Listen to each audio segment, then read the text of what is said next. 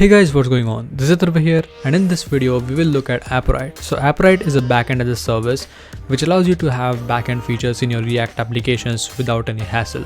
For example, it includes authentication, databases, storage, and a lot more, and even cloud functions.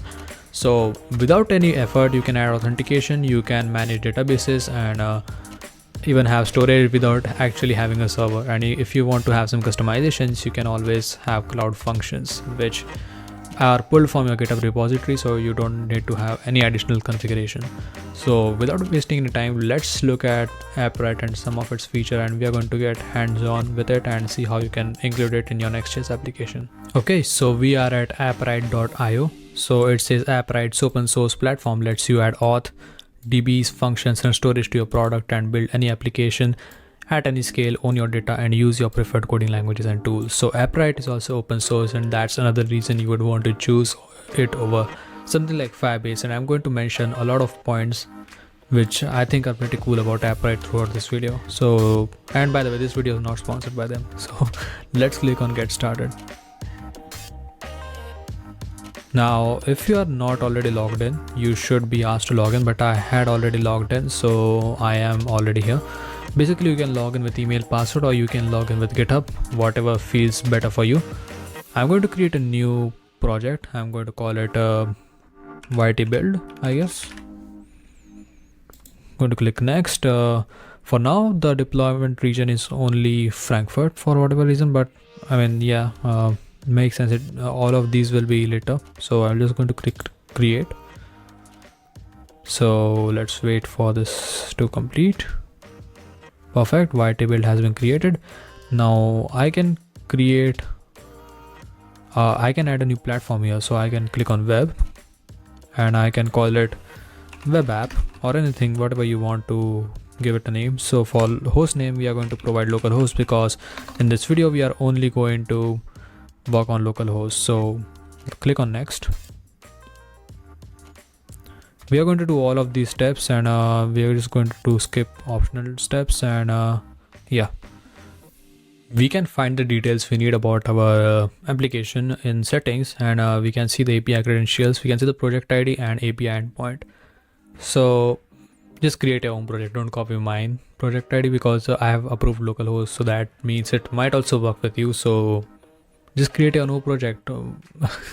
Okay, all right, so let's see around the dashboard and see what we can do with it. So in auth, we have a users dashboard. We don't have any users right now because we are going to create them programmatically, and we are going to check here if we can see any users or not.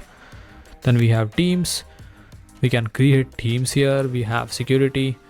You can do a lot of different stuff, like you can have user limit, session length, session limit, password history, like for example, like the bank page, net banking things, where like they make you change your password and they do not allow anywhere near like the past 5 passwords. You can enable this, and then you can even have the disallow personal data. That means that if a person enters their email as the password, it will just not allow them to. Pretty cool features out of the box, so that you don't need to create a custom authentication for these. And in the settings, there are a lot of different things here. So auth methods, email, password, magic URL, team invites, phone, anonymous, and JWT are enabled by default. Apart from that, you can add a lot of different things. And what I love about this is if we go to Google, let's find Google. If you click on this, it gives you an option to enter your app ID and app secret, which you can create from Google Cloud. And I like this thing because it gives you more control over what you want. Like in Firebase, it automatically creates stuff for you, and I really don't like how the way it handles it, but here I like it that you can simply enter your own app ID and app secret. So yeah, and of course you can enable all of these OAuth providers, and you can simply plug them into your application and use it for authentication, and Appwrite will handle everything. So yeah, now let's go to databases. This is the main part which we are going to interact with in our app in this tutorial. Mainly with auth and databases, we are not going to interact with functions and storage just yet. Maybe for a next video, just let me know in the comments below. So we are going to need a database because we are going to create a post app, something like Twitter, but I'm not going to call it Twitter clone because we are not going to style it anyways. So we are going to have a post app where people can authenticated people can post anything they want to. So I'm just going to create a new database. I'm going to call it my database, I guess. You can have a database ID. I'm just going to say my database. I'm just going to create, and within databases you can have collections. So I can create a new collection. The name will be posts, and the collection ID will also be posts. Remember that you keep a collection ID, because if you don't, you will always need to copy it from here and use it in your application. It's quite tedious for me, but I mean, fair enough, they have a collection ID thing here. So if you don't pass it, you need to copy the ID, but if you pass it, you don't. So yeah, let's create. Perfect. Now we have a documents, and we don't have any documents, but one more thing I like about Appwrite is like you can go to attributes and you can define a structure of all the documents or all the records you have in a collection. So in Firebase, I believe what used to happen before, it's like I don't know if it happens still, but it's basically like NoSQL. You can add any data anywhere and it won't complain. But here you need to have specific attributes, and every record will have the same structure. So we can add a new attribute. For this tutorial, we are going to have the from, which is going to be the email. So we are just going to have a string. We're just going to call it from. The size, I don't know. Let's just give it like 100, and let's keep it required. And let's create this. Perfect. We have the first attribute, and the second attribute we need is the content of the actual post, and I'm going to keep it 1000. And again, this is required. So let's create this. Perfect.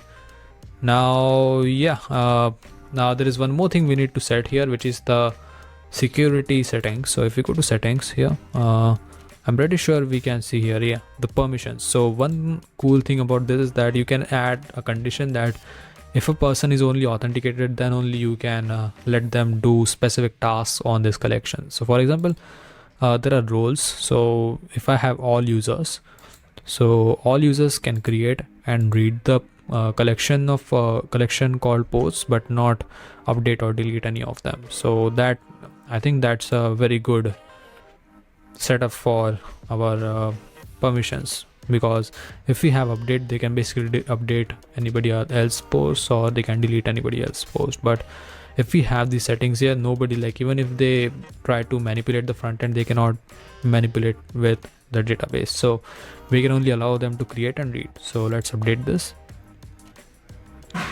Perfect. Permissions have been updated, and now I think we are pretty good to go to our application, and we are good to integrate Appwrite into a Next.js application. So let's go.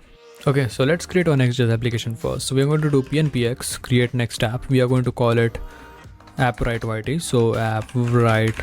We're going to leave the default settings to give you the most accurate view of how you can integrate Appwrite in Next.js. So we are just going to yes to TypeScript, ESLint, Tailwind, SRC, app router.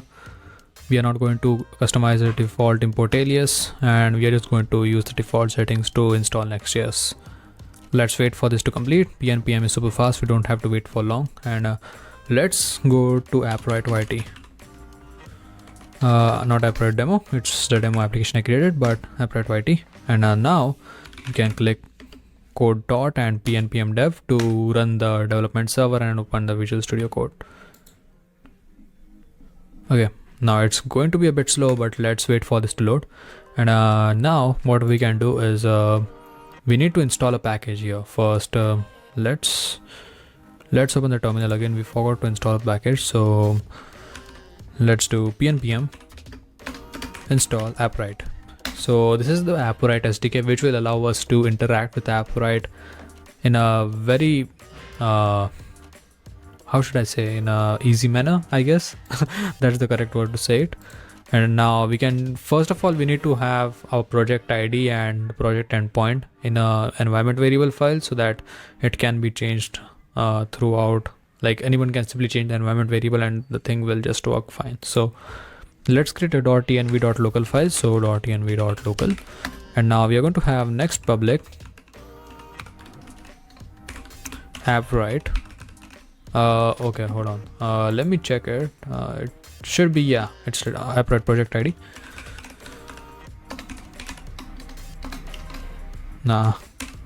Yeah, and now we are going to have next public. Remember to use the next public because we are going to need these environment variables in the front end area of our application. So Appwrite endpoint. So you can find these details in the Appwrite website's dashboard. So let me just get these to a different window so that we can easily navigate. And now let's go to settings. Now we can have the project ID here. So I'm just going to copy this and just go back, and we can have the project ID, and now we can have the endpoint here. So let's have the endpoint as HTTPS cloud. It's the same for every project. So yeah, so cloud.appwrite.io/v1. I don't need to copy it. I can just simply, why do you need to copy when you can simply type this? Anyway, so yeah, now we are done with the environment variables. We can go ahead and configure Appwrite, and it's very easy. Now let's create a new file under the app directory called as appwrite.ts. You can have it anywhere else, but according to their documentation, it's in the app directory. So I'm just going to have it in the app directory. So first thing we need to do is initialize a client. So const client is equal to new client, and this client will be imported from Appwrite. So yeah, there we go. Now we need to do client dot send endpoint. We are just going to add the details here. So first of all, the endpoint. So process dot env dot, let's copy that environment variable. Let's go here, copy the endpoint as string, or else TypeScript is not going to forgive us. And then we are going to do dot set project, and here we are going to have the environment variable. So let's copy this one and let's go back and do process.env dot, let's paste this as string. Perfect.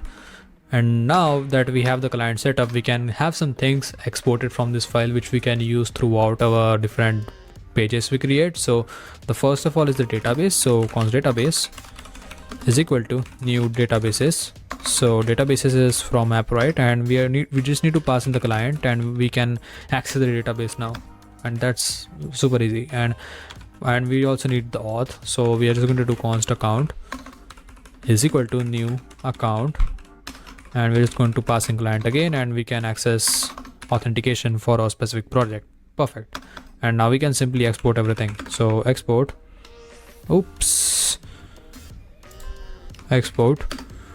database client, I can't type today, account. Perfect. Now everything is exported. This file is all ready, and now we can get started with using Appwrite into our pages. And that's simple.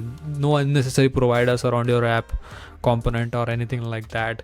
I like this about that there is no unnecessary providers. But yeah, if there were any hooks for this, it would be super dope, but I guess it's fine. And I think there might be some after some time. Let's see. For now, I don't think there is anything lacking in this current SDK. So yeah, now let's move forward. Okay, so first of all, let's go to globals.css and let's clean this file.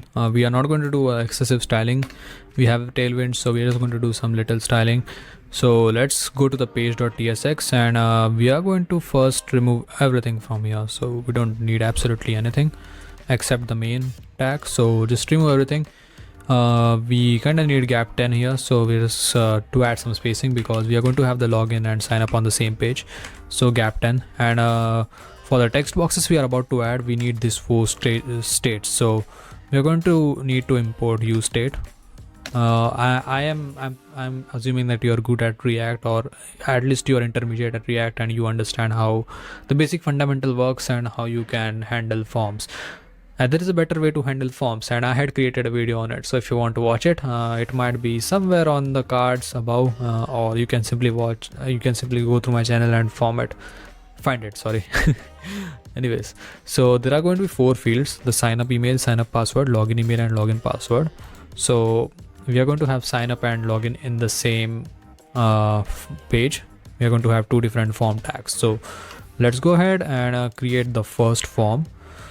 I'm just going to copy everything because basically this is not a tutorial for how to handle React forms. So I'm just going to copy this one. So this one is the sign up form. Basically it has 2 input boxes which says email and password, and it is keeping the state up to date with the values the user enters, and on submit handle sign up function is being executed. We are going to create it. So let's first create that empty function right now. So we are going to do async function handle submit handle sign up and we are going to have form event. So we are going to import form event from React because we are using TypeScript. If you are not using TypeScript, we don't need to do all of this. So we're just going to do e.prevent default so that the page does not reload. Again, if you are using React to form, you don't need to do all of these things. Now what we need to do is we need to have the login thing. So after the form, we are going to have another form for login. So I'm just going to paste the same thing. It's pretty similar to the sign up form, except we need another function here. So let's just paste this, and for this one we need a handle login function, and everything else is the same. We have a text box for email and text box for password, and there is a submit button which says login. So let's create the handle login function. Let's go up here and we are going to do async. Yeah, thank you so much GitHub Copilot. I hope you are right here. Yeah, perfect. That's it for and now we just need to handle the login and sign up from Appwrite, and Appwrite will handle all the sessions. So if you use the login method, it will store that session in the local storage so that you don't need to manage it every time. So like whenever the page loads, you don't need to manage the JWT and everything. Appwrite will automatically log the user in as soon as it detects the session in the local storage. So yeah. So for handle sign up, we are going to have a try catch block here because we are using async await. So it's always a good practice to have try catch block. And now we are going to do console.error. Yeah, thank you, good GitHub Copilot. And since we cannot have any types in the error thing here, so we're just going to give it any because we are going to print out the message. So let's do alert. If you have any toast library, good, and it's fine, but yeah, I'm just going to use this error.message. If there is no error.message, we are just going to say an error occurred. Fair enough. So yeah, now we can just go in the try block and start doing our thing. So we are going to do const response is equal to await. We are not going to fetch, we are going to do account. We are just going to import account from Appwrite file, account dot create. Yeah, I was confused for a second.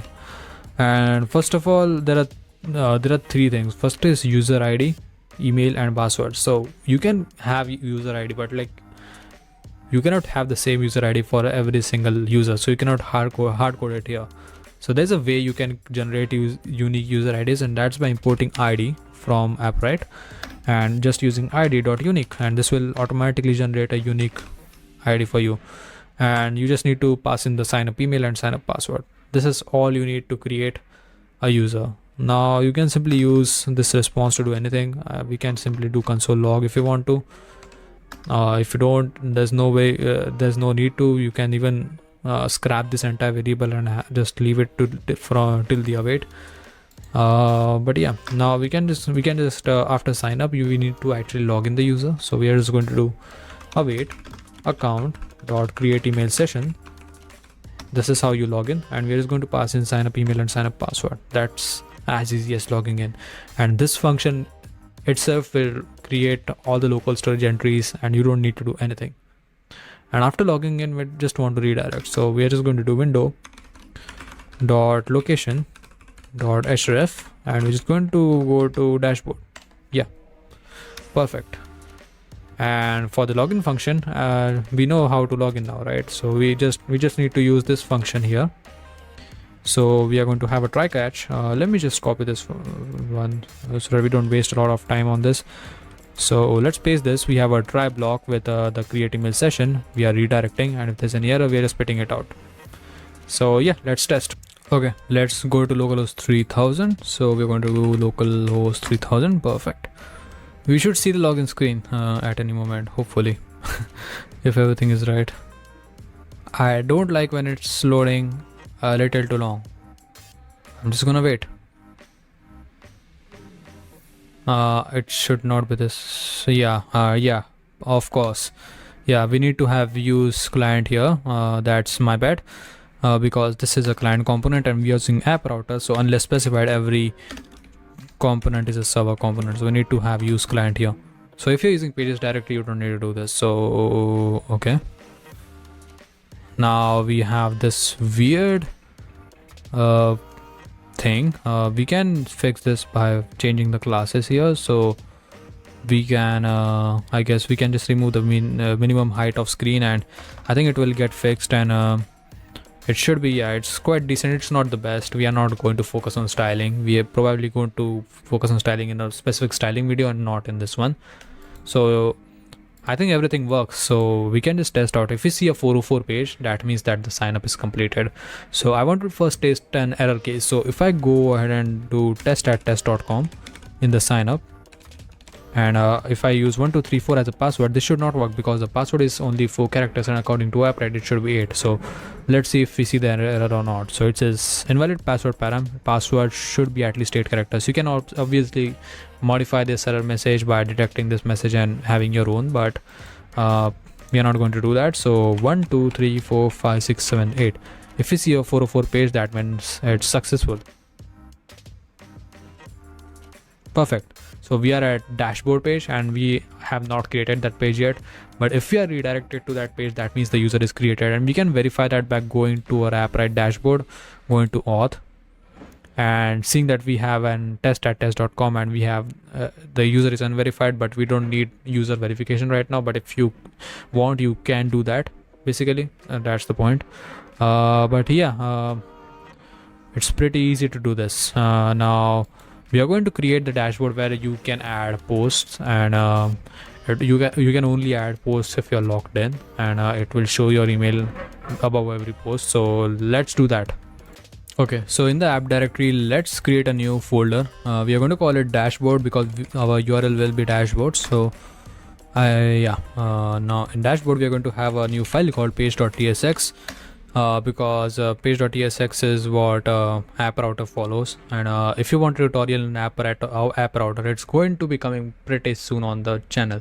So make sure you subscribe to this channel and watch that tutorial as well. So we are going to have RFC to create a simple component. We don't need import React from React because it's not needed anymore, but we do need something which is called as use client, and we are going to name this component as dashboard. Perfect. And first thing we are gonna do is check if the user is logged in or not. Like we don't want anybody to be accessing this page, right? So oops, I pasted the wrong thing. So first of all, we are going to have const user and set user, and we are going to have use state. We are not going to have any, but let's let do Copilot its thing, and we are going to edit the type to be models dot user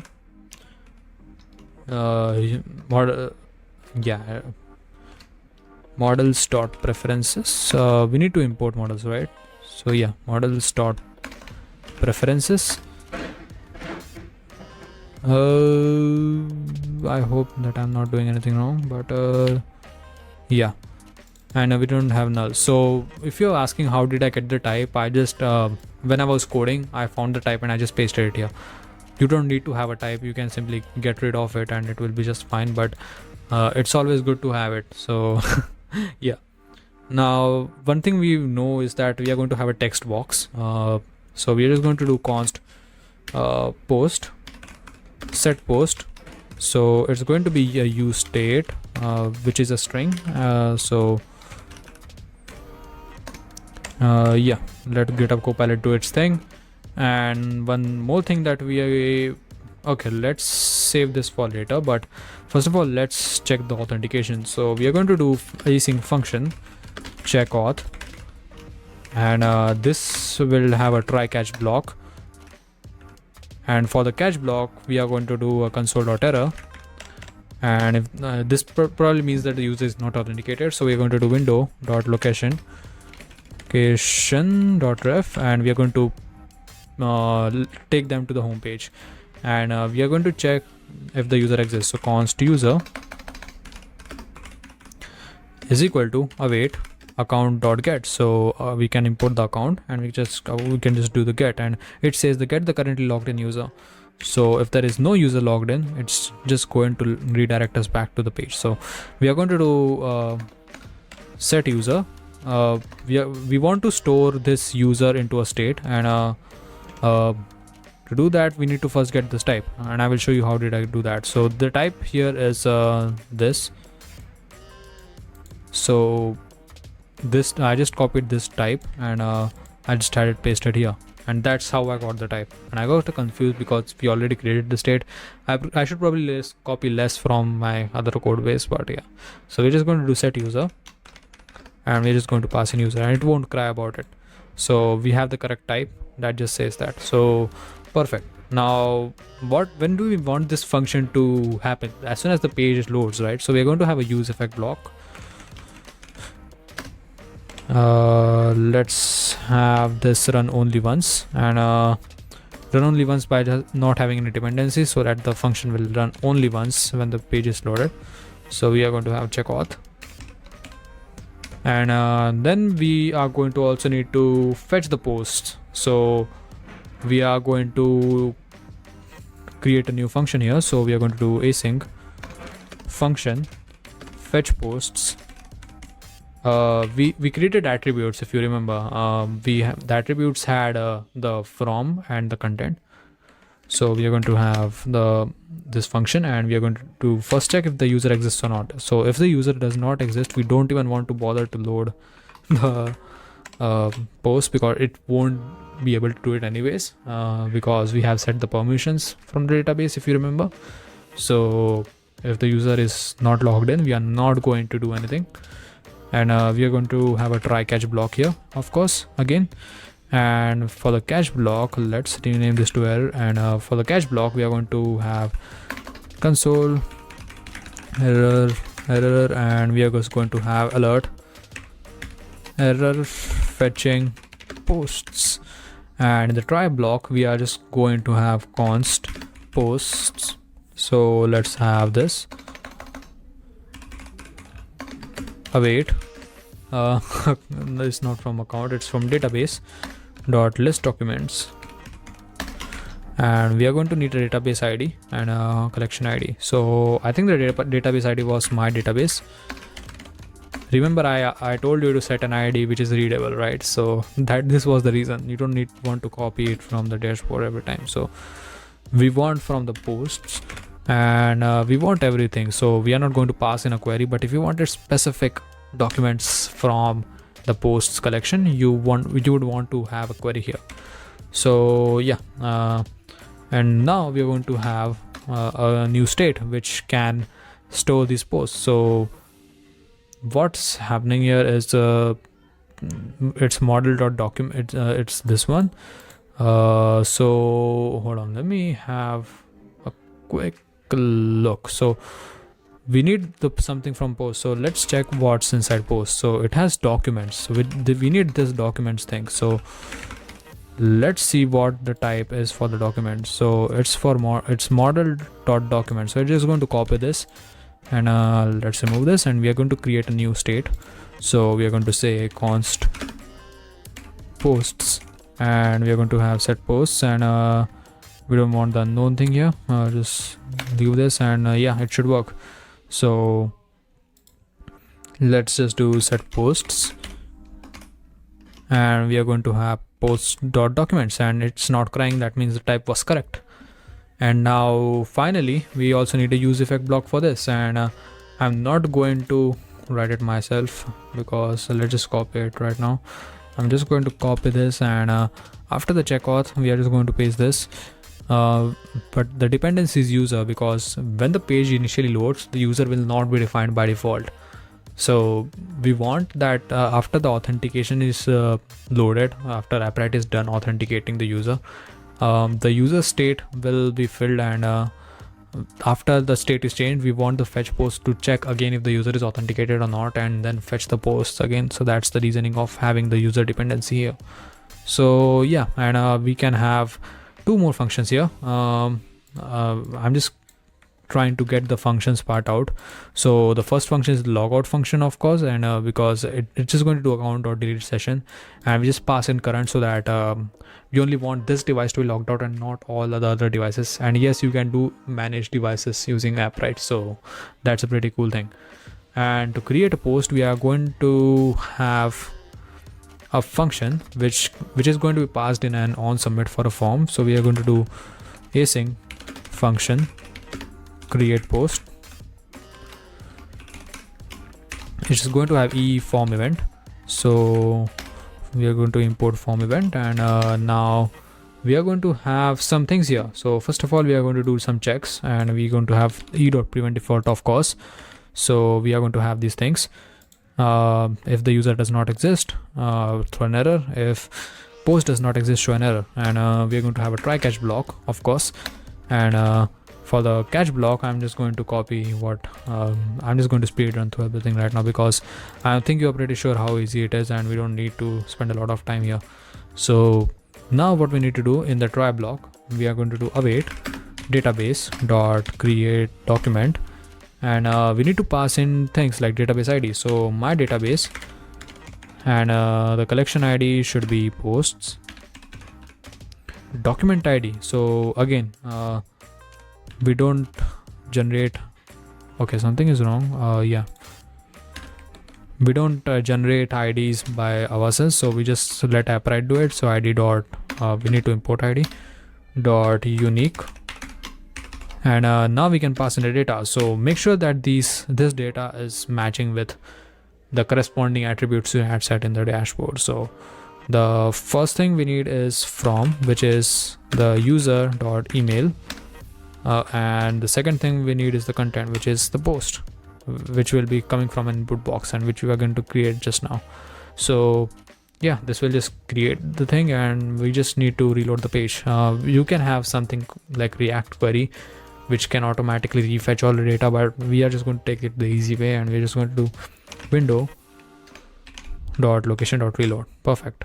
And now let's have the UI. I'm just going to paste this large chunk of JSX, and we're just going to have a look at it. So let's paste this.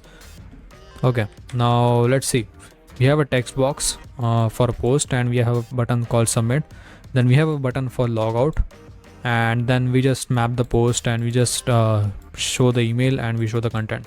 That's all. And that's the reason I wasn't focusing on JSX a lot. I hope you are well versed with React, because if you are not, even this code block would be difficult for you. So yeah, we already see this. So what's happening? I can simply say something is happening, and I can simply do create post, and I wish it should be here. Yeah, something's happening, and it also shows our email. Now we can simply do logout, and we can go back to our homepage. And if I try to go to dashboard now, I hope my laptop works faster. Yeah, now it won't fetch anything, and it will send us back to this page. Now we need to log in. So previously we tried out the sign up function. Now we're going to use the login. So I'm just going to use the same credentials. So test@test.com 1 2 3 4 5 6 7 8, and I'm going to click on login. This is going to send us again here. I'm not going to set the password, and it has everything here. So if I log out and use another email, I should have this record as well. So test2@test.com 1 2 3 4 5 6 7 8. Let's sign up. Perfect. No, I'm not saving the password. Something is happening. Yep.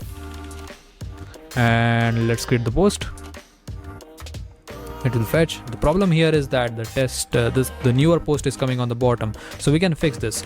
We can just go back here where we are fetching the posts, and we can where we fetching the post. Yeah, we are just going to add reverse here so that all the documents are reversed, and we have it as we desire. So if we reload the page, we can have it as we desire. Yeah, perfect. Now it's reversed.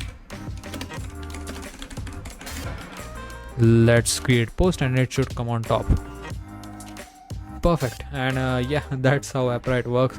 We didn't have any like backend configuration or anything like that, or anything which is like super complicated. We simply had a backend as a service to most of the stuff for us, and that's the beauty of Appwrite.